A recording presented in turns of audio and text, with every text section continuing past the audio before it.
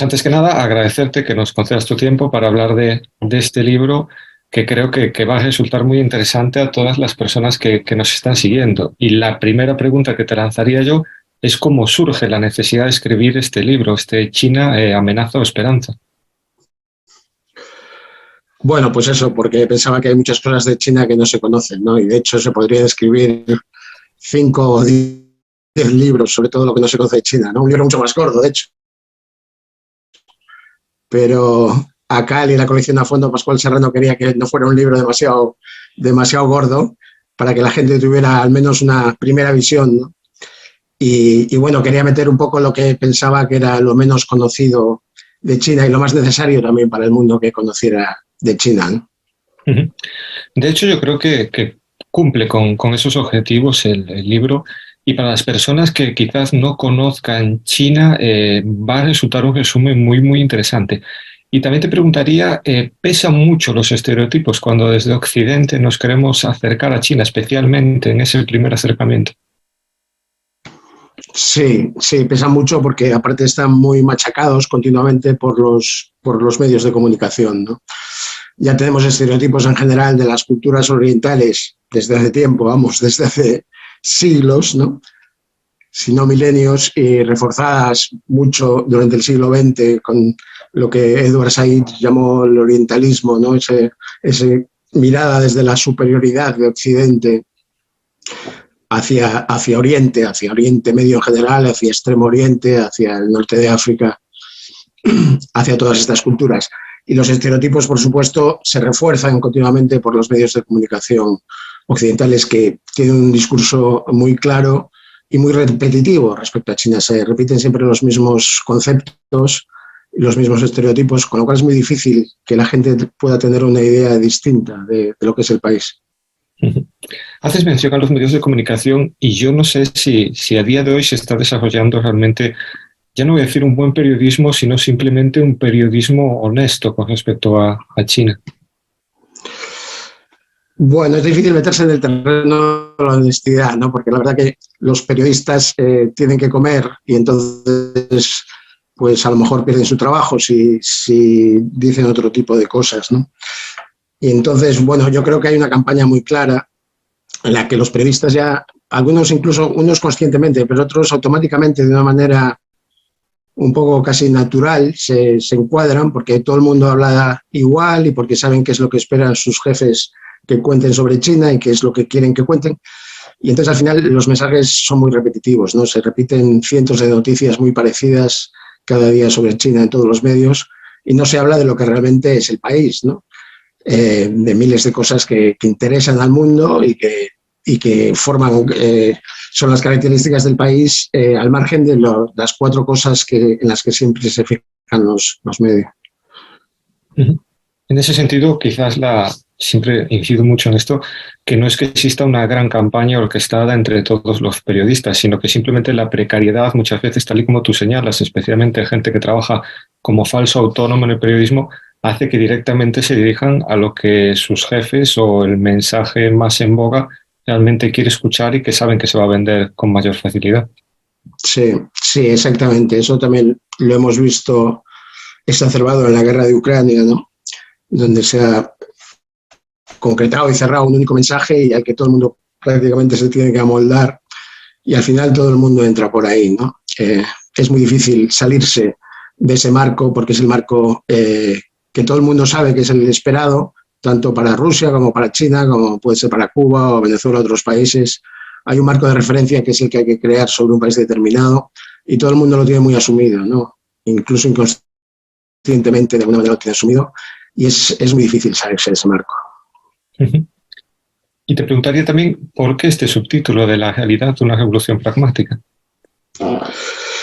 Bueno, quería apuntar un poco algunas pinceladas de lo que es la realidad de China, ¿no? Y para mí China sí que es una revolución pragmática, o sea, los chinos más que comunistas, que también lo son muy pragmáticos, o sea, intentan siempre desde hace ya milenios, ¿no? La cultura pragmática es muy inherente a China, de confrontarse con los problemas de la realidad y buscar las soluciones más adecuadas en la práctica, ¿no? Probar incesantemente miles de de soluciones y de ideas hasta encontrar la más adecuada, ¿no? Y en ese sentido también tiene una capacidad de hibridación o sincretización de modelos muy interesante. Y ellos han aprendido mucho, se queja mucho la gente que los chinos copian y tal, pero lo que hacen es aprender. Ellos están muy abiertos a las culturas extranjeras y aprenden de ellas. Y luego lo sincretizan en su modelo, ¿no? Con las famosas características chinas que nunca pierden de vista, porque nunca copian tal como son las cosas, sino que las sincretizan, se dejan influenciar por ellas y crean una cosa nueva, quizás más valiosa o al menos una cosa nueva más característica de ellos, ¿no? Y eso es el pragmatismo chino que está en cualquier parte del país, ¿no? Tanto en la política está muy presente, como en la administración, en la gente, en las empresas. Es una manera de ser muy especial y muy característica de los chinos. En el prólogo del libro se habla acerca de las diferencias entre la concepción del individuo y su relación con la sociedad, y que existe una gran diferencia entre China y Occidente en este sentido. El prólogo corresponde a Julio Ríos, pero no sé si podrías profundizar un poquito en esta afirmación o en esta idea que lanza Julio. Sí, es una visión muy diferente, ¿no? El individualismo característico occidental en China no se estila, ¿no? Tiene un pensamiento mucho más colectivo, de pensar en el bien común por encima de todo, antes que en el bien individual. Eso se aprecia en miles de cosas, ¿no? En los comportamientos colectivos respecto a la pandemia, por ejemplo. También en las empresas, cuando colaboran en solucionar los problemas de la pobreza o de la desigualdad, que colaboran voluntariamente y han invertido mucho dinero, por ejemplo, en la campaña de la pobreza. Las empresas muy ricas y los empresarios muy ricos de China tienen como interiorizado que tienen que colaborar también en el desarrollo del país y en el equilibrio social, digamos, ¿no? y el reparto de la riqueza. Y bueno, China es muy diferente que Occidente, sí. En ese sentido, ellos piensan de una manera muy, muy distinta de nosotros, incluso la manera misma de pensar. Ellos piensan en ideogramas, su idioma, su lenguaje escrito no es con ideas como el nuestro, ¿no? Ellos ven imágenes y piensan en imágenes. Son muy poéticos en ese sentido, por eso tiene tanta importancia la poesía en la cultura china. Todo el mundo conoce a los grandes poetas e incluso te suelta poesías cotidianamente cuando hablan por la calle para cualquier tema, ¿no? Y esa manera de entender y de racionalizar también, de pensar en imágenes y no en conceptos como nosotros, no tan analítica, sino más poética, es una diferencia fundamental también entre una y otra cultura. Ahora, atendiendo a tus respuestas, veo que aseguras que China asimila parte de nuestra cultura, es capaz de procesarla y adaptarla a su propio modelo, pero ya empezando la entrevista veo que nosotros no somos muy capaces ni siquiera de aproximarnos a ese otro modo de pensar y de contemplar la realidad. Parece que le estamos dando la espalda. Lo último... Que le damos la espalda totalmente. Ahí jugamos ya con una ligera desventaja. Sí. Nosotros parece que cada vez somos capaces de aprender menos, ¿no? Cada vez nos estamos cerrando más en esa especie de cerrazón que tenemos por el miedo a perder nuestro dominio sobre el mundo, por el miedo de que la civilización occidental se hunda o no sé. O sea, una cosa es perder nuestro dominio sobre el mundo, que está claro que estamos en ello y lo hemos perdido y tenemos que aceptar lo que es así. Pero otra cosa es pensar que la civilización occidental se va a hundir por eso. Pues podremos seguir igual siendo occidentales sin ningún problema en un mundo multipolar donde nadie trate de imponerse a nadie y cada uno actúe de acuerdo con su cultura y su civilización. No hay ningún problema en eso. Pero está claro que Occidente cada vez está más cerrado a aprender de cualquier otra cultura, ¿no? Un valor que en principio podría ser occidental o era hace siglos occidental, de aprender de otras culturas y de sacar lo mejor de cada cosa, eso cada vez lo estamos perdiendo más, ¿no? Y no aprendemos en absoluto, más bien al contrario, porque con China, por ejemplo, el discurso es meterse con China, denigrar a China y en absoluto ver ningún aspecto positivo del que podamos aprender. Estamos totalmente cerrados a eso. En este sentido, sin embargo, China sí ha vivido como, después de ser una potencia, sufría el colonialismo europeo y el pisoteo de su propia soberanía. No sé cómo ha afectado esto a China y cómo afecta a día de hoy a su mentalidad o a su forma de ver el mundo. Bueno, a China le quedan recuerdos, por supuesto, de ese siglo de la humillación, ¿no?, en que le asumió Occidente, ¿no? Occidente llegó aquí con las guerras del opio, llegaron los británicos primero, ¿no?, que obligaron a los chinos a fumar opio como condenados, ¿no? Y luego trajeron un montón de cosas malas después y los chinos siguen considerando eso que fue una gran humillación.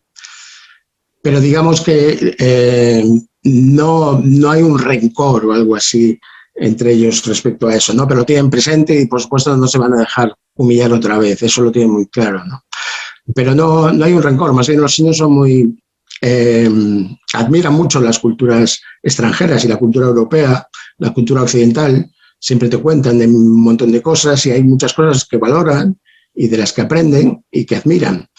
Pero sí está claro, tiene muy claro que lo último que van a volver a pasar ahora sería otra humillación por parte de Occidente o de cualquiera. O sea, en ese sentido, cualquier ataque o cualquier intento de Estados Unidos, por ejemplo, en Taiwán, de humillar o de intentar que China responda de una manera agresiva a Taiwán, que no tiene ninguna intención por el momento, pero Estados Unidos es la base que tiene ahora de intentar eso, los chinos no van a permitir en absoluto que jueguen con ellos otra vez. Eso lo tienen muy claro todos. Podemos hablar de que Taiwán supone la gran línea roja para China en estos momentos. Sí, bueno, Taiwán está claro para China y para todos los chinos, pertenece a China. Para los chinos continentales me refiero, ¿no? Ellos creen que Taiwán es la última rémora de ese siglo de la humillación colonial en que las potencias occidentales colonizaron China, las ciudades de China, los puertos, los ríos. O sea, los americanos entraban por los ríos, por el Yangtze y el río Amarillo hasta 1000 millas hacia adentro. Tenía el país muy colonizado. Y Taiwán es el único territorio que todavía, para ellos, todavía les queda por descolonizar en ese sentido de esa época, ¿no? Ya han descolonizado Hong Kong, Macao y otros territorios, y Taiwán es la rémora que les queda, y cualquier chino piensa que Taiwán forma parte de China y tiene que volver a unificarse con ella, ¿no? Por eso no son los dirigentes, o sea, cualquier dirigente, aunque fuera de la ideología que fuera, que cediera en la cuestión de Taiwán, tendría una gran contestación por parte de la población china. En el libro hablas también del conocido como terror blanco en Taiwán, y sin embargo es un episodio que creo que en Occidente se desconoce totalmente. No sé si es una manipulación intencionada, si realmente nos están vendiendo un relato muy diferente al real en este sentido. Sí, es que Taiwán básicamente fue una dictadura durante muchos años, o sea, más años casi que la dictadura franquista. Desde cuando acabó la guerra civil entre los comunistas y los nacionalistas de China y perdieron los nacionalistas se refugiaron en Taiwán. Y las tropas de Mao no pudieron conquistar Taiwán, echarlos también de ahí, porque los Estados Unidos, los portaaviones estadounidenses se pusieron en el estrecho de Formosa y apoyaron al régimen de Chiang Kai-shek en Taiwán, la dictadura, que fue una terrible dictadura los primeros años de Chiang Kai-shek, y sí, desaparecieron 30.000 personas, un montón de asesinatos y de muertes, hasta que aquello acabó, que fue no hace tanto tiempo, y Taiwán se convirtió en lo que es ahora, ¿no? Una, digamos, democracia. Nos hablas también de que la política exterior que estamos viendo de Estados Unidos cada vez presiona más a China. Hemos visto también como la guerra de Ucrania en todo momento parecía que se intentaba desviar el foco a cuál sería la postura de China en este sentido. No sé si consideras que puede seguirse un camino similar con Taiwán, si desde China se ve de este modo. Sí, bueno, los chinos tienen claro que donde le queda a Estados Unidos para presionarle y atacarles es el tema de Taiwán, ¿no? Estados Unidos, de todos modos, lo intenta en muchos otros terrenos, ¿no? En el terreno comercial, tecnológico, Ahora han salido nuevas compañías, una nueva lista de compañías chinas que van a estar vetadas en Estados Unidos. Quieren prohibir TikTok también, prohibir WeChat, que es la aplicación de mensajería china muy extendida, más extendida que WhatsApp en Occidente. Y sí, Taiwán es lo que les queda, y en ese sentido Taiwán, Estados Unidos es posible que lo utilice tal como ha utilizado a Ucrania con Rusia, ¿no? Para intentar acorralar a China como acorraló a Rusia, no dejándole otra alternativa que invadir Ucrania. Una vez que la OTAN llegaba a sus fronteras y estaba muy cerquita de Moscú, ¿no? Y con China puede intentar hacer lo mismo porque sabe que Taiwán es muy importante para China, y entonces es la manera de, digamos, intentar que China haga algo que no quiere hacer, como volverse agresivo o que entre en algún episodio bélico o algún incidente en relación con Taiwán. Pero eso es lo que van a intentar. Lo han intentado en verano con la visita de Nancy Pelosi, ahora se anuncia otra también, y van a seguir intentándolo. Esa es la baza que les queda. Uh-huh. ¿Y consideras que en este sentido supone la alianza entre Estados Unidos, Reino Unido y Australia una amenaza de guerra en Asia-Pacífico? Sí, pues es bastante amenazante, desde luego, ¿no? Que Australia ahora también con submarinos nucleares y tal intente meterse en el escenario del Pacífico, y realmente sí, es muy amenazante, porque China está ya rodeada por bases norteamericanas desde siempre, desde la creación de la República Popular. China está en todo su perímetro rodeada por bases estadounidenses, y ahora Australia y Japón también se unen a esa presión militar sobre China, y eso desde luego es muy, muy peligroso. Imagínase que no sé, que en México estuviera lleno de bases chinas, ¿no? O que en el estrecho de Florida, entre Cuba y Miami, pues patrullaran destructores y portaaviones chinos. ¿Cómo lo vería eso Estados Unidos? Pues eso es lo que sucede aquí, porque los portaaviones estadounidenses patrullan el estrecho de Formosa, pasan por el estrecho entre la China continental y Taiwán, muy habitualmente, por lo menos una vez al mes. Y en este sentido, no sé cómo describirías la política exterior de China. Bueno, la política exterior de China yo creo que es muy prudente en general, ¿no? Se habla mucho de los lobos guerreros en referencia a la actitud más asertiva de los diplomáticos chinos, pero yo creo que son muy prudentes.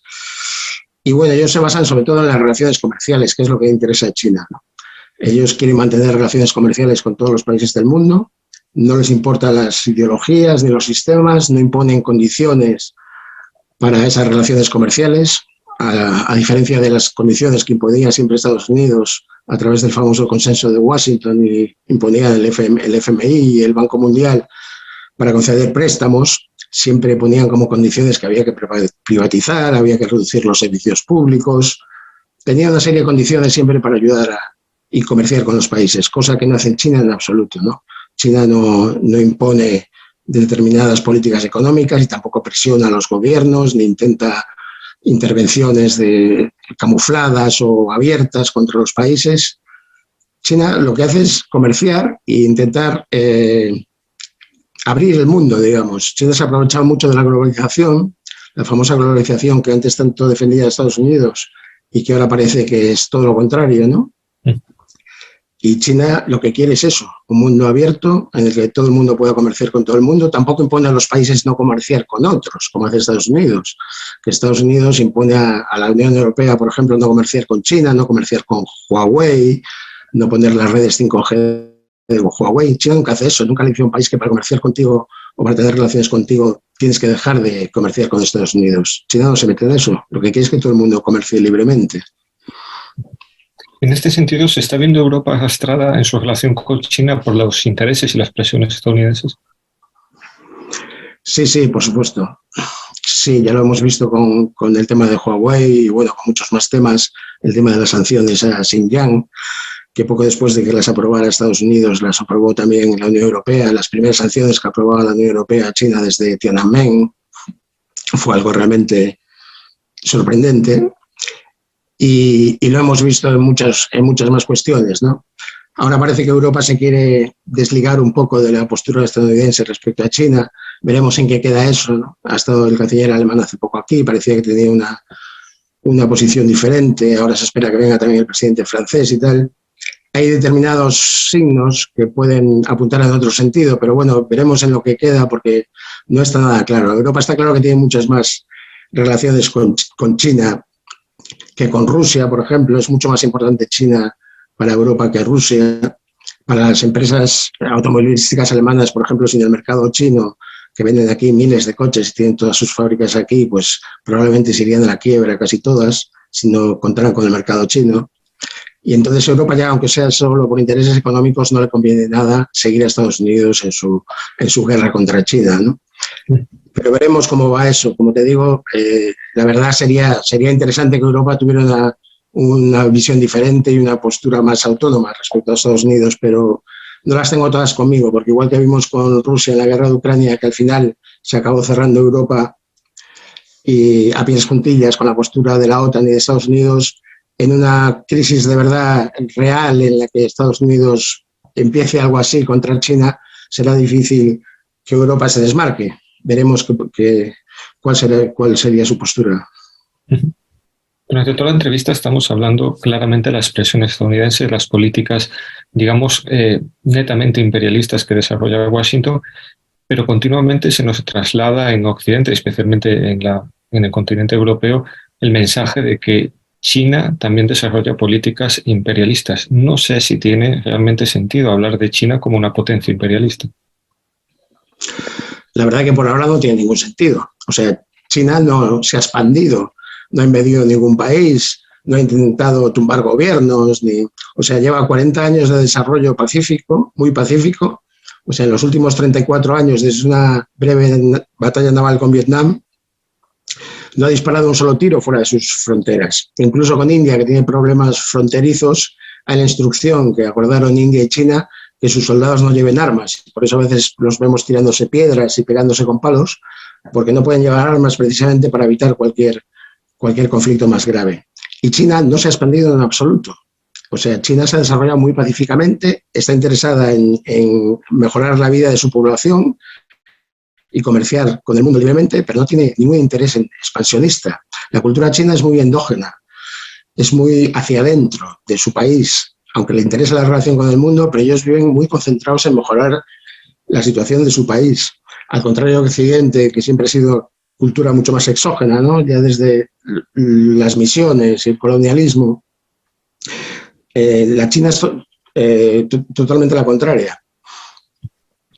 Y hablamos de los grandes logros de China, de esa preocupación de sus dirigentes por mejorar la vida de sus ciudadanos, y es que China ha logrado sacar de la pobreza extrema a 850 millones de personas, un logro que realmente es sorprendente que no ocupe las primeras páginas de medios, no en China, sino en todo el mundo. No sé cómo explicas que esto no solo no centre los grandes titulares de los medios de comunicación, sino que parece que incluso nuestros políticos en Europa, incluso los más progresistas, no tienen como referente este logro que considero de vital importancia.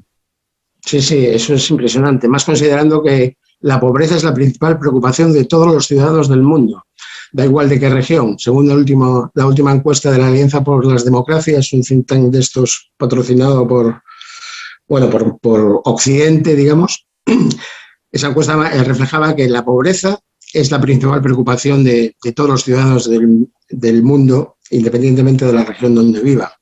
Y China ha conseguido acabar eso con 850 millones de pobres, con un 75% de los pobres del mundo, que es una barbaridad. O sea, las 3/4 partes de los pobres del mundo. Y de repente eso no se ha informado, sigue sin informarse cómo ha hecho China, cómo lo ha conseguido, qué podemos aprender de eso. O sea, ¿qué pasó para que un país de 1.400 millones de habitantes, que hace 40 años era uno de los más pobres del planeta, de repente haya conseguido sacar de la pobreza tamaña cantidad de pobres, ¿no? Cuando todavía en Nueva York o en cualquier ciudad occidental vemos un montón de pobres, gente durmiendo en las calles y demás. ¿Qué ha hecho China, no? ¿Cómo lo ha hecho? ¿Cómo podemos aprender de eso? Pues no. Cuando se consiguió eso en 2020, que acabó el programa y se eliminaron los últimos 80 millones de pobres, que eran los más difíciles porque eran los que vivían en lugares más apartados y con menos posibilidades de trabajar, pues la noticia de los medios era de los medios occidentales era pues que el programa de la pobreza era para manejar las mentes, la intención era manejar las mentes y que la gente agradeciera al Partido Comunista, o sea, unas cosas realmente ridículas, ¿no? Un plan maquiavélico ese de sacar de la pobreza a la gente para que esté agradecido contigo, sin duda alguna. Y no sé cómo definirías digo, un plan maquiavélico ese de sacar de la pobreza a la gente y que la gente a cambio esté agradecida contigo. Sin duda es un plan maléfico totalmente. Sí. Por suerte en Occidente no se desarrolla, digamos.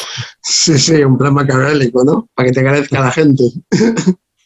Y no sé cómo definirías el modelo de desarrollo chino en grandes pinceladas. El modelo de desarrollo. Desde hace una década, o sea, el modelo de desarrollo chino al principio era muy industrialización a toda costa, ¿no? Y de crecimiento a toda costa. El que impulsó, bueno, Deng Xiaoping no tanto, luego Jiang Zemin, que acaba ahora de morir, era un modelo que era crecer a toda costa sin importar lo que se ensuciaba y las consecuencias para el medio ambiente. Desde hace una década es impresionante el cambio que ha tomado la dirigencia china en ese sentido. O sea, la conciencia ecológica ahora es impresionante y se aplica a todos los niveles. Ellos le llaman la civilización ecológica, que es lo que pretenden construir ahora. Y en esa civilización ecológica se incluye, pues eso, las energías renovables, en las que es líder China, los coches eléctricos, los autobuses eléctricos, de los que China tiene el 99% de la flota mundial. El 99% está en China, los autobuses. Hay muchas ciudades grandes ya con toda su flota de autobuses eléctricos. Está también el combate contra la polución. Es impresionante cómo ha cambiado en los últimos años la contaminación del aire en las ciudades. En 2013 aquí en Pekín no se podía respirar. Se hablaba incluso del apocalipsis, de lo mal que estaba el aire, y era terrible esa imagen que hace 4 años, o sea, cuando yo llegué aquí todavía había días de esos en los que casi no veías a la gente, y todo el mundo con máscaras y tal. Era una sensación realmente apocalíptica y terrible. Y eso ahora ya no pasa, o sea, ya no hay prácticamente días de contaminación en Pekín, disfrutamos cielos azules casi todos los días, y en otras ciudades igual. O sea, es impresionante como en los últimos años se ha dado la vuelta a esa contaminación del aire, que es un ejemplo también para países como India, por ejemplo, que tiene una contaminación terrible y no ha conseguido solucionarla, ¿no? Y otros países del tercer mundo o países en desarrollo. También está dentro de esa civilización ecológica la reforestación, que China planta millones de árboles para luchar contra la desertificación, que es muy importante, porque tiene un gran desierto, el desierto de Gobi, que está muy cerca de Pekín y otras ciudades, y planta millones de árboles. En los últimos 40 años ha duplicado su superficie forestal. O sea, ha pasado de un 12% a un 24%. Ahora mismo tiene un 24% de superficie forestal, que también es un 70% así de lo que se ha reforestado en todo el planeta. India también reforesta mucho, pero China mucho más. También está el tema de las ciudades esponja, que es un proyecto que se aplica desde hace 10 años o así en muchas ciudades de China, que ya cubre el 70%. Se espera que en unos años cubra todavía más. Y es un proyecto para crear humedales en los centros de las ciudades, de manera que se aproveche mejor el agua en las inundaciones y se pueda retener y limpiar y utilizar luego en las épocas de sequía, porque el problema del cambio climático está afectando mucho a China con las inundaciones y las sequías. El año pasado tuvimos unas inundaciones terribles que causaron bastantes muertos, y las ciudades esponja están sirviendo mucho para evitar esas inundaciones tan grandes y también para aprovechar el agua de una manera mucho más ecológica. En fin, se está volviendo a toda la sabiduría tradicional agrícola china, que China es un país con mucha tradición agrícola y había mucha sabiduría para aprovechar el agua, para aprovechar los recursos, y eso está poniendo ahora en primer plano de nuevo, ¿no? Y eso es lo más fundamental que yo destacaría, la visión ecológica dentro del desarrollo chino, ¿no? Que es ahora una prioridad. Y luego, bueno, está la distribución de de la riqueza, pero de eso podemos hablar en otro momento, con otra pregunta, no sé si entra en esta. Te quería hacer precisamente la pregunta de lo que estás hablando y que señalas a lo largo del libro. Cuando se nos habla de China como el país más contaminante del mundo, realmente existe una pequeña gran trampa en esta afirmación. Sí, por supuesto. Ahora mismo todavía en emisiones es el que más emisiones emite y lanza a la atmósfera, pero las emisiones actuales contadas en un día o en un año, ¿no? Pero las emisiones hay que contarlas desde el punto de vista de las emisiones acumuladas, ¿no? De lo que llevan emitiendo todos los países a la atmósfera desde que han empezado a contaminar el aire, ¿no? Y en eso China no está ni de lejos en cabeza, ¿no? Los grandes líderes que están en esa clasificación son Estados Unidos, el Reino Unido, y en emisiones acumuladas contamina muchísimo más que China. De hecho, hay un estudio que se ha realizado sobre los países más contaminantes, y los países industrializados, los países occidentales, eran responsables de la mayoría de la contaminación mundial, ¿no? China e India, países que se han desarrollado mucho en los últimos años, son todavía deudores, o sea, todavía podrían contaminar más en teoría, porque en comparación con los otros tienen mucha menos culpa en lo que es la destrucción de la capa de ozono y el cambio climático. Y luego ya no digamos medir la contaminación per cápita. Si la medimos per cápita, por supuesto, China tampoco es el más contaminante actualmente, sigue siendo Estados Unidos, porque China tiene muchos más habitantes, ¿no? Totalmente. Y hablábamos también de la desigualdad y la lucha contra este factor por parte del gobierno chino. Se habla mucho, se repite a lo largo del libro y también si uno atiende a los documentos del propio gobierno chino, del concepto de prosperidad común. No sé en este sentido si podrías analizar este concepto y también la relación que tiene con esa lucha contra la desigualdad. Sí, eso es, digamos, el próximo objetivo, ¿no? Después de haber eliminado la pobreza, el próximo objetivo es hacer una sociedad comúnmente próspera, ¿no? En la que todos disfruten de la riqueza, no por igual, o sea, siempre habrá diferencias entre los ciudadanos, pero que la inmensa mayoría de la población disfrute de la riqueza y tenga una vida próspera.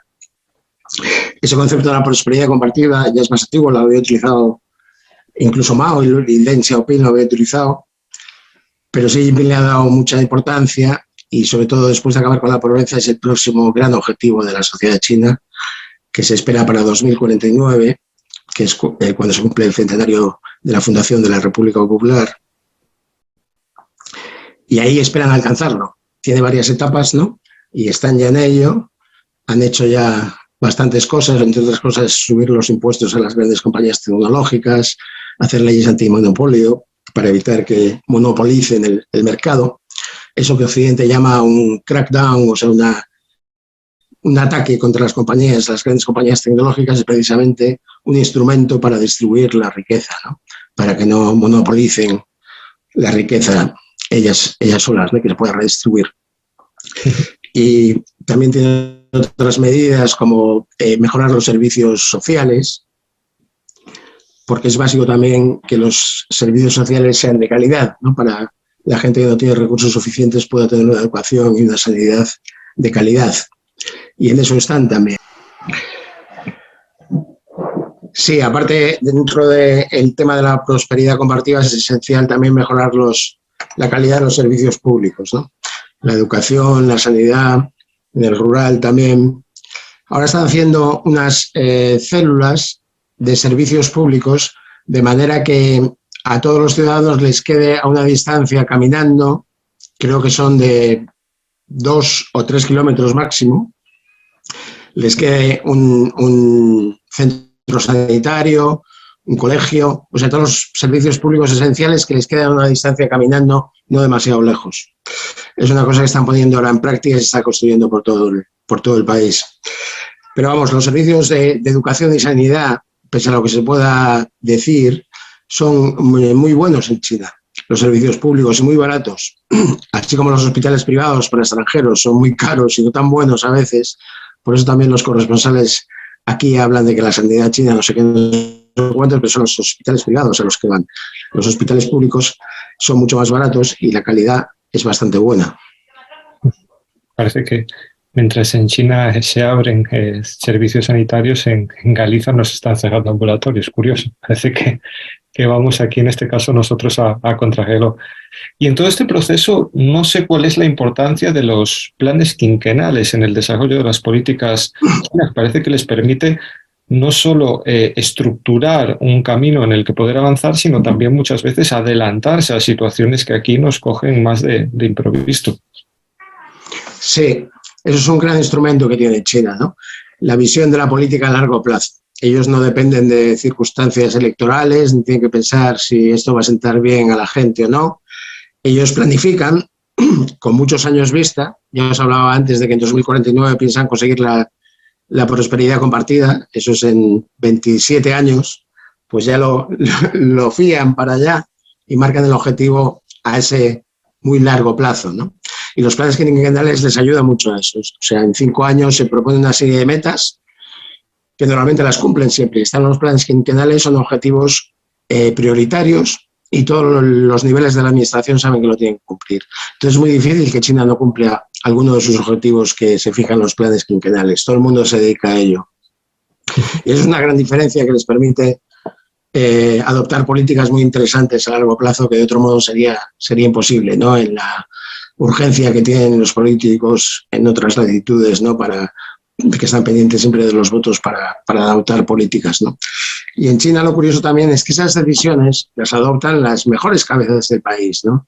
El sistema meritocrático chino, que viene ya de antiguo, de hace miles de años, siempre en China había que hacer un examen ya en las dinastías para acceder a la administración, un examen muy duro y muy estricto, pero estaban muy bien considerados los funcionarios públicos. De hecho, los grandes poetas chinos todos querían ser también funcionarios públicos y hacían ese examen.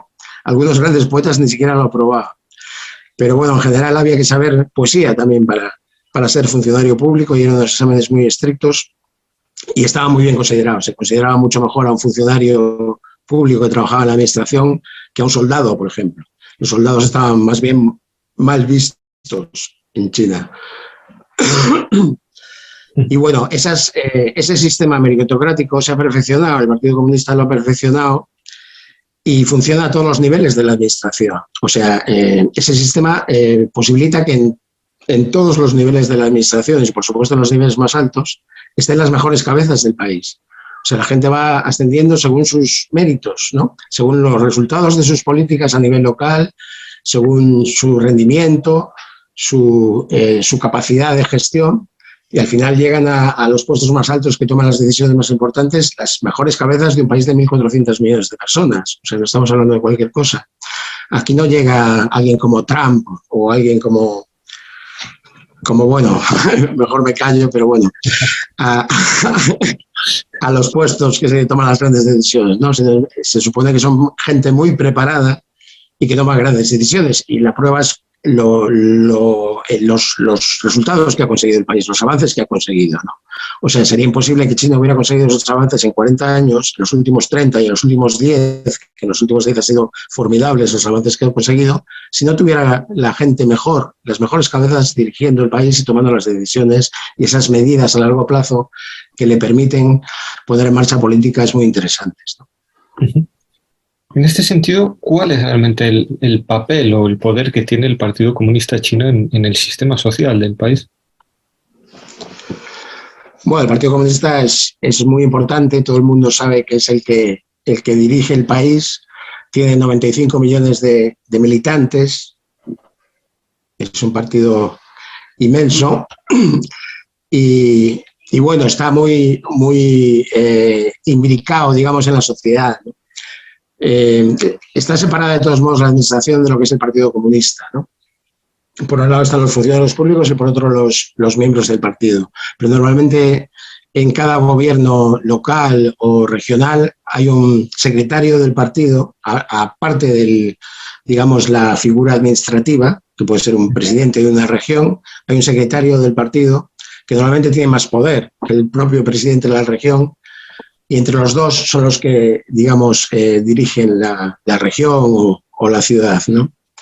Pero el partido sí está por todos lados, digamos, no lo ves tampoco, y tampoco es una cosa que oprima ni que tal, pero todo el mundo sabe que es el que dirige el país y la gente confía en él, porque confía en los resultados. Ese es el tema de que funciona en China, ¿no? Los resultados. Si los resultados no fueran buenos y no lo hicieran bien, enseguida los cambiarían, ¿eh? Enseguida protestarían. No es verdad que los chinos no protesten, hay 490 protestas diarias de media, según un estudio realizado hace poco, y bueno, ahora hemos visto como con la COVID cómo ha salido la gente a la calle a protestar, sin que pasara absolutamente nada, sin que la policía diera porrazos ni cargara contra los manifestantes, y resulta que además el gobierno parece que ha escuchado sus protestas porque ha acelerado la prevista relajación de las medidas contra la COVID y el final de la política de COVID-0, ¿no?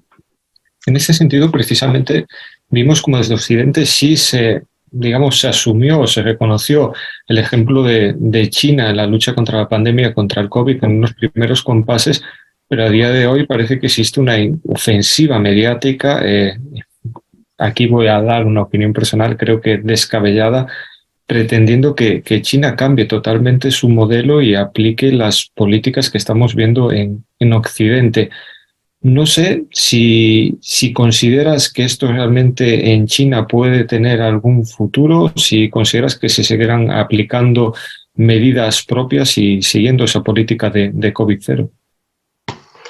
Bueno, ahora la están relajando ya mucho, ¿eh? En las últimas 2 semanas se ha relajado prácticamente todo. Ahora ha dado la vuelta lo que es la política, pero sí es realmente impresionante que Occidente, cuando estaba la política de COVID-0, criticaba muchísimo la política de COVID-0 y pretendía que China adoptara sus políticas, que tampoco han funcionado, como sabemos, muy bien, ¿no? Ha habido millones de muertos con las políticas de Occidente, pero bien, la gente que criticaba la política COVID-0, ahora en estas últimas 2 semanas que están relajando las medidas, auguran ya millones de muertos en el país, están todo el día alertando que va a ser una tragedia y que no sé qué, y están deseando, poco menos, que haya millones de muertos en el país, ¿no?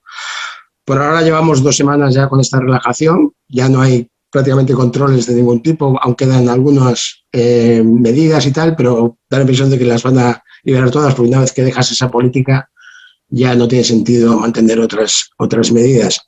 Pero por ahora no hay datos de ningún muerto. Hoy hablaba un vicepresidente de 50 casos críticos en gente mayor y gente con problemas ya de salud anteriores, pero que son casos de COVID. Pero al menos por ahora no hay ningún muerto, lo cual es muy de agradecer y de destacar, ¿no?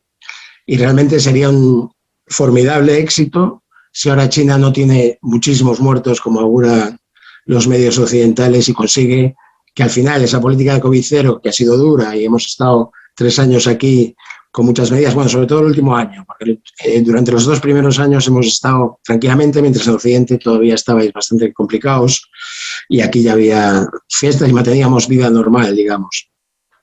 Pero el último año, desde que entró la Omicron, que se transmite mucho más rápidamente, era muy difícil ya mantener la política de COVID-0 y entonces las medidas cada vez eran más complicadas y la gente ha aguantado con eso, ¿no? Pero se han salvado millones de vidas. O sea, es impresionante. China tiene solo 5.800 muertos por la COVID. 5.800. O sea, Estados Unidos tiene 1.200.000, el Reino Unido 200.000, España no sé cuántos tiene, pero muchos más. Y China con 1.400 millones de habitantes tiene 5.800. Y de esos datos te puedes fiar, porque si no lo sabríamos.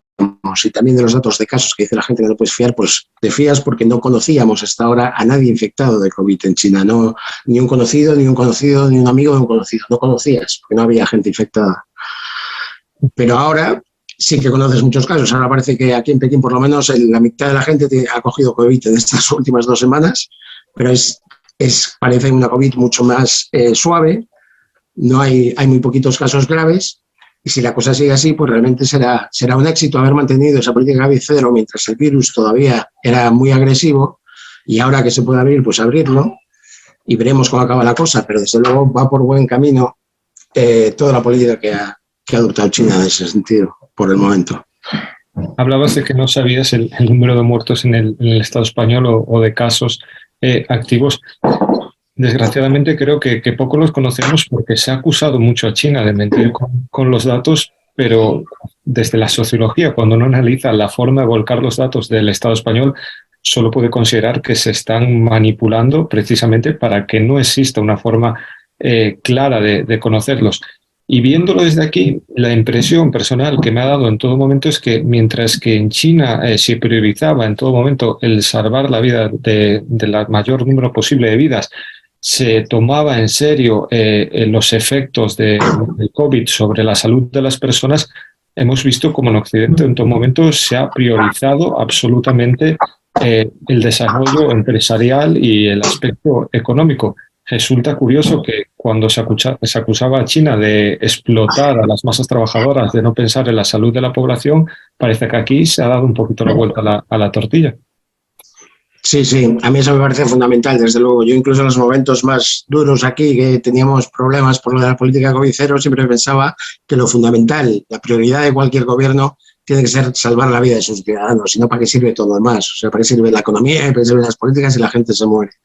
Eso yo creo que es básico y debería ser una idea compartida por todo el mundo. Y en Occidente no ha sucedido así, está claro, y tenemos muchos ejemplos de ello. Y en China ha pasado así, o sea, ellos han arriesgado muchísimo su economía, su crecimiento. De hecho, han reducido muchísimo su crecimiento y han invertido millones y millones en los test masivos, en el control de la gente, en el control de la enfermedad, pero han conseguido salvar muchísimas vidas de sus ciudadanos, millones de vidas. Y eso, desde luego, es de agradecer. Vemos también como se nos vendía desde Occidente que los controles de la COVID poco menos que eran distópicos, nos vendían como una gran cárcel, una gran represión contra la población. No sé si en tu experiencia esto ha sido así o volvemos a entrar en el campo de la manipulación mediática. Sí, sí, no, para nada. O sea, no es distópico. O sea, lo único distópico era ver a la gente con los trajes blancos estos, los EPC del virus, pero no había nada más distópico. O sea, aquí se vivía una vida bastante normal. De hecho, los 2 primeros años estuvimos mucho mejor que en Occidente. Y este último año había medidas más complicadas, digamos, porque de repente cerraban compounds o barrios de la ciudad, los confinaban, digamos, pero de confinamiento. O sea, en ningún momento medidas de represión o de ese tipo de cosas. Aquí incluso nunca estuvimos obligatoriamente confinados en Pekín. Solo en nuestra casa, ahora con esta nueva variante, en nuestro complejo residencial, nos confinaron una vez porque había algunos casos dentro del complejo, pero en la ciudad nunca estuvo confinada, nunca se nos prohibió salir a la calle. Al principio de la pandemia la gente no salía a la calle por su propia conciencia colectiva de no querer dañarse ni hacer daño a los demás, entonces la gente de Pekín estaba vacía, pero nunca hubo una prohibición de salir ni un estado de alarma como hubo en Occidente, en España, que prohibía a la gente salir de su casa. En relación de las políticas con el COVID, y tú lo has mencionado antes, hemos visto como el gobierno chino realmente reaccionaba a las protestas y las tenía en cuenta. Y te lanzo la pregunta que creo que todo el mundo cuando habla de China tiene presente, que si realmente China es una democracia o no lo es, pero aquí utilizamos, por eso lo quiero señalar antes, en Tertulias en Cuarentena, muchas veces un corte en el que un propio ciudadano chino responda a una pregunta de un periodista occidental haciendo un análisis que considero muy oportuno. Y él dice, ustedes pueden elegir entre muchos partidos, pero no pueden cambiar la política de que esos partidos ejercen en sus estados. Nosotros tenemos un único partido, pero realmente tenemos una influencia directa a la hora de elegir las políticas que ese partido lleva a cabo. No sé si realmente consideras que esto es real, que simplemente es otro modelo de democracia y que quizás en Occidente no nos entra en nuestra concepción poder analizar a China como una democracia. Sí, yo creo que sí, que es otro modelo. Ellos votan en muchas cuestiones, votan para elegir a sus representantes de comunidad, de distrito, digamos, dentro de la ciudad, y luego esos representantes a su vez eligen a los representantes del municipio y estas cosas. Luego también participan en debates el Parlamento, la Asamblea Nacional Popular, los debates que va a organizar, muchas leyes y proyectos de ley los publica en Internet y le pide su opinión a los ciudadanos chinos. También el gobierno, cuando toma medidas, pide su opinión y ellos opinan. También protestando, por supuesto, pueden también cambiar cambiar determinadas políticas del gobierno. Las protestas sectoriales han cambiado muchas políticas del gobierno. Y en ese sentido sí es una democracia distinta. No es la democracia de votar cada 4 años, pero está claro que no es una dictadura en el sentido de que están imponiendo algo los dirigentes en el poder, están imponiendo algo a la gente que no quiere, sino al contrario. O sea, el respaldo del gobierno en China, según todas las encuestas occidentales, es como mínimo de un 92%, la encuesta que le da menor respaldo por parte de los ciudadanos al gobierno chino. Y los propios chinos también, según otra encuesta occidental, consideran que su país es democrático. Creo que era un 95% o algo así de los chinos que consideraban que su país es democrático. O sea, si ellos lo consideran, ¿quiénes somos nosotros para decirles si son democráticos o no, ¿no? Si son ellos mismos los que lo consideran. Esto también es una de esas superioridades occidentales de decir a los demás cómo tienen que ser, sin respetar que ellos mismos quieren ser así. Lo están diciendo en todas las encuestas. Y tiene un gobierno al que respaldan y están contentos con él. Ya se encargarán de ellos, si no están contentos con el gobierno, de cambiarlo de alguna manera. Eso no es el problema de Occidente. No tenemos por qué decirles cómo tienen que organizarse ni lo que tienen que hacer, ¿no? Totalmente. Parece que en Occidente muchas veces reducimos la democracia a depositar un voto en una urna y después ahí se termina todo. Y ya por seguir un poquito en todas las polémicas típicas que salen alrededor de China, te preguntaría directamente, ¿qué hay de real en la represión contra la etnia uigur? Sí, eso también es una cosa que se ha exacerbado y exagerado de una manera descarada y terrible por parte de los medios occidentales, ¿no? Hablar de un genocidio en Xinjiang es una barbaridad, no tiene ningún sentido. Lo que sí pudo haber en algún momento, y eso tú y yo como gallegos lo conocemos bien, viviendo en un estado centralista, aunque quizás se apellide de otra manera, ¿no? Pero está claro que en una cultura, en un país en el que hay una cultura dominante, las culturas minoritarias tienen más difícil sobrevivir, ¿no? Y más en un mundo globalizado como ahora, ¿no? Todos los medios, todos los canales favorecen a la cultura dominante, ¿no? En Galicia eso lo conocemos muy bien, ¿no? Y eso puede pasar con los uigures, puede pasar también con los tibetanos, pero no ha pasado todavía, pero es posible que la tendencia vaya hacia ahí, también porque hay muchos inmigrantes Han, de etnia Han, cada vez más en Xinjiang, y entonces los uigures son todavía la mayoría de la población, pero es posible que si sigue la tendencia así, porque los Han crecen más que los uigures, que crecen también mucho, han crecido mucho más que la media de lo que ha crecido la población china en los últimos 10 años, pero los Han crecen todavía más porque inmigra mucha gente ahí, porque aparte Xinjiang es una región en desarrollo con muchas posibilidades de trabajo y demás, y los Han emigran ahí. No se sabe si por necesidad económica, que también, pero también a lo mejor por cuestión política, porque en el fondo sí que a los Han les interesa que su cultura sea dominante, como cualquier otra cultura, ¿no? Pero de ahí a hablar de un genocidio en Xinjiang no tiene nada que ver. O sea, en Xinjiang lo que hubo fue un combate contra el terrorismo, que era un terrorismo muy duro, que causó más de 1000 muertos en la región. Y China lo afrontó, digamos, drásticamente, creó unos centros que ellos le llaman de formación profesional, y yo creo que realmente eran de formación profesional y de desradicalización, digamos, para intentar que la gente con más peligro de radicalizarse en el terrorismo islamista, que no tenía trabajo, ni oficio, ni beneficio, ni educación, pues pudiera caer en él. Entonces, en esos centros les intentaba enseñar oficios y otras aptitudes para poder encontrar trabajo.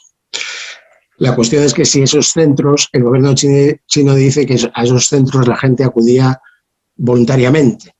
Yo no lo tengo del todo claro, es muy difícil saberlo. Yo creo que en algunos casos a lo mejor no acudían voluntariamente. En ese sentido sí que se pudieron conculcar algunos derechos humanos o derechos de la gente, o a lo mejor se tomaron por peligrosos islamistas a gente simplemente que era muy religiosa, ¿no? Eso también pudo haber pasado. Pero de ahí hablar de genocidio en Xinjiang y hablar de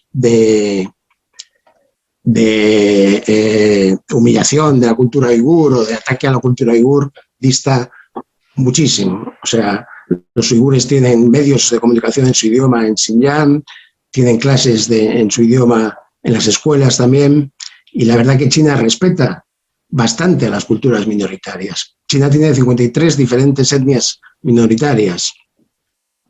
Es muy complicado que una cultura como la Han, que es muy mayoritaria en el país, respete a esas. Sin embargo, esas culturas minoritarias tienen, por ejemplo, en la política del hijo único, ellos podían tener 2 hijos y hasta 3 en las zonas rurales. O sea, la política china en general discrimina positivamente a las minorías para protegerlas. Están, digamos, yo me atrevería a decir que las minorías étnicas en China están igual o incluso más protegidas que las minorías, digamos, culturales en el Estado español. De hecho, hay algo que siempre me sorprendió desde la sociología, que solemos hacer estudios de población, que se ha hablado de un genocidio, pero sin embargo, tal y como tú has señalado, la población crecía. Era algo que cualquier análisis medianamente serio tomaba como poco realista, ese relato del genocidio. Y también por apuntar que tenemos que recordar que este islamismo radical que parte de China también tuvo presencia en Siria y en Afganistán, y simplemente tenemos que echar un vistazo a las políticas de combate contra ese terrorismo por parte de Estados Unidos y sus socios de la OTAN. Creo que precisamente no están para dar lecciones a China. Y ya por... Sí, sí. No, déjame apuntarte una cosa. Precisamente Estados Unidos, el ETIM, que era el grupo terrorista de Xinjiang, que se fundó en Xinjiang y que hizo la mayoría de los atentados terroristas, Estados Unidos dejó de considerarlo una organización terrorista, a pesar de que todavía hacía atentados en Europa, incluso en América también tenía algunos militantes, y dejó de considerarlo una organización terrorista simplemente para perjudicar a China, por ningún otro motivo. Totalmente. Y ya por terminar con, digamos, esta triada de los grandes asuntos que se suelen lanzar contra China, te preguntaría por Evergrande y si realmente ha llegado a suponer una amenaza tan real para la economía china. Muchas veces se nos compara con incluso la burbuja inmobiliaria en el Estado español. No, también es un tema exagerado. Aquí cualquier cosa pequeñita que pasa se exagera hasta la inmensidad para intentar dañar a China, pero para nada, ¿no? Evergrande es cierto que tenía un problema de liquidez y demás, pero eso se ha solucionado. ¿Y dónde está ese gran caos que iba a crear Evergrande y tal? No ha pasado absolutamente nada y el problema está ya en vías de solución y prácticamente solucionado. O sea, no es una cuestión más. O sea, hay tampoco que criticar a China, digamos, en ese sentido, que cualquier pequeña cosa se exacerba hasta emoción para ver si por ahí pasa algo, pero realmente es ridículo. En este sentido, antes hablábamos del papel del Partido Comunista Chino en este sistema social y no sé cuál es el papel de las grandes empresas y los grandes sistemas financieros en China. ¿El papel en qué sentido dices? Quiero decir, la importancia o la capacidad de influencia directa que tienen a la hora de marcar las políticas o el rumbo de la población. Sí, no, en ese sentido no tienen ninguna influencia en el gobierno. Eso es algo que es muy característico de China, que los poderes económicos no son los que mandan. O sea, en el fondo, al final en Occidente los poderes económicos mandan mucho más que los gobiernos y influyen en cualquier política que hacen los gobiernos y les impiden hacer políticas y demás. Y en China no pasa eso, porque en China los poderes económicos no están en el gobierno y no influyen para nada en el gobierno. El gobierno toma sus decisiones al margen de eso.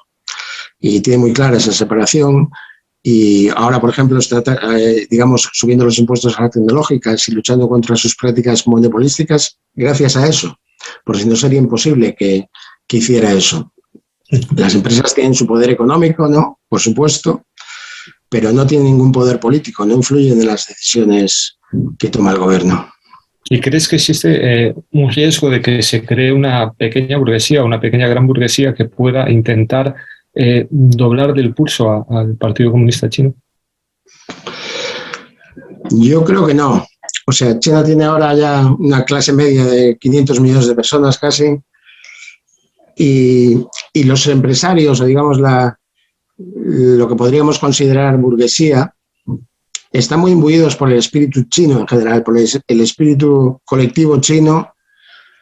Y no sé si por el espíritu comunista o no, muchos sí, ¿no? De hecho, muchos son miembros también del Partido Comunista. Sin ir más lejos, Jack Ma, del que tanto habla Occidente y que ahora dice que está exiliado en Japón, no sé qué, Jack Ma es miembro del Partido Comunista. y también lo es Ren Zhengfei, que es el presidente y fundador de Huawei, Jack Ma, el de Alibaba. Pero yo creo que no, porque sí que creo que hay ese sentimiento colectivo de ser chino. Siempre hay excepciones, por supuesto, y la gente que no está contenta se va. Y los empresarios que no están contentos se van del país y se establecen en otro sitio, por eso no hay ningún problema. Pero yo creo que la gran mayoría están imbuidos de esa conciencia y ese sentimiento colectivo chino, y de que están embarcados en una empresa común. No están embarcados en una empresa individual con su empresa, sino en una empresa común del país, de todos, y de conseguir un bienestar colectivo para todos. O sea, la prosperidad común es eso, es el bienestar de todos colectivo, y ellos lo tienen interiorizado, que es así también. Y ya para terminar, me gustaría preguntarte por algo que ha pasado esta misma semana. Hemos visto como todos los medios occidentales, especialmente aquí en el Estado español, abrían con los avances en materia de fusión nuclear por parte de los Estados Unidos.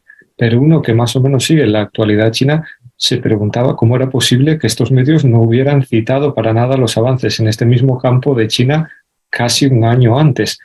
También me preocupa bastante por la parte que me toca cuando veo que se habla mucho de la España vacía, más bien vaciada. Se habla mucho de cómo recuperar el rural, se rompen estas redes de conexión entre el rural y las ciudades. Vemos cómo los precios de la cesta de la compra cada vez suben más y más para los españoles, pero esto no repercute en los agricultores, y sin embargo estoy viendo un replanteamiento de la conexión entre el rural y las ciudades chinas. Estoy viendo cómo esas granjas colectivas de la época comunista se retoman con otro modelo, se aplica la tecnología rural, y mi pregunta con estos dos ejemplos que te pongo encima de la mesa es: ¿realmente podemos seguir permitiéndonos desde Europa, pero en realidad desde el conjunto de la humanidad, seguir en esta competición absurda, seguir haciendo de menos a los avances de China y dándole la espalda a un modelo que, esto ya es una opinión personal, pero que considero en muchos aspectos que está siendo exitoso?